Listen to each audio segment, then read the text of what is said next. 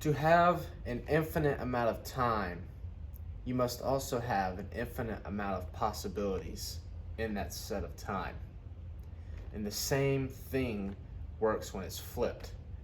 If you have an infinite amount of possibilities, you also have an infinite amount of time. So, when the universe dies, after all the black holes have evaporated due to Hawking radiation, there's nothing left in the universe except for photons, which are massless. Because the universe is empty, according to this theory, it could be incorrect, but if the universe is empty, then there are not infinite amount of possibilities because it is empty. So, there's nothing there. And if there's not an infinite amount of possibilities, there cannot be an infinite amount of time. So time itself must stop if the universe is devoid of matter. It's a thought-provoking idea.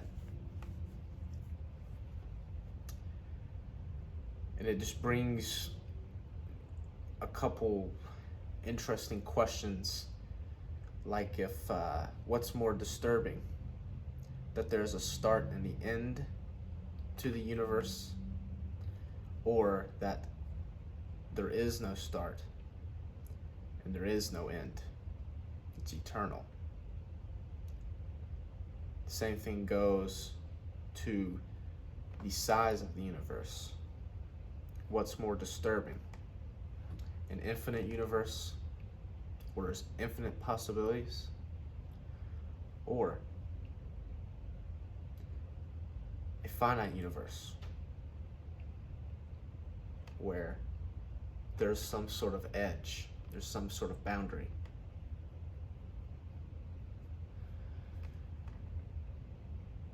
To have an infinite universe, you would also be required to have an infinite amount of time, as we stated before. So what needs to be proven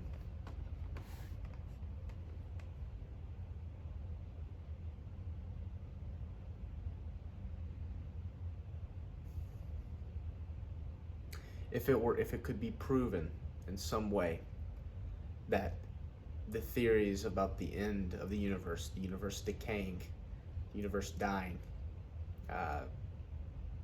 if that were to be correct, if the universe were to be stripped of all material and atoms and be nothing, then that would, in principle, in theory, disprove an infinite universe. A fascinating concept. If there were a way to say, yes, there will be nothing here, nothing everywhere, then that disproves an infinite universe, because an infinite universe requires an infinite amount of time for the infinite amount of possibilities to happen. Or my theory could be completely incorrect. Or is it that time is not dependent at all on infinite possibilities? If you have an infinite universe, everything that could possibly happen is happening at one sliver of time. Time is not part of the picture, because everything that could possibly happen is happening. Infinity is a fascinating concept. There's two different types of infinity. There's countable infinity and uncountable infinity. For instance, I can go 1, 2, 3, 4, 5, 6, 7, and I can continue to do that for infinity. That is countable infinity. But uncountable infinity would be using decimals of numbers. Forgive me for my lack of math knowledge here, math vocabulary knowledge. But do you start, if you were to use decimals, where are you going to start at? 0.001? Well, what about 0.00001? Well, what about 0.000001? Actually, no, I think we should start at 0.0000000000001. You can never start uncountable infinity.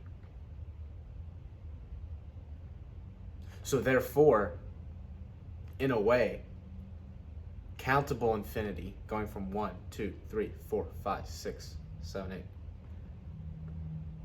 is smaller than uncountable infinity. Because it has to be. There's an infinite amount of uncountable numbers between 0 and 1.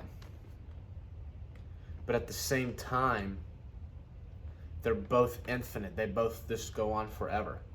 But one technically has more things, more numbers to count off. But it can't be counted because you can never start.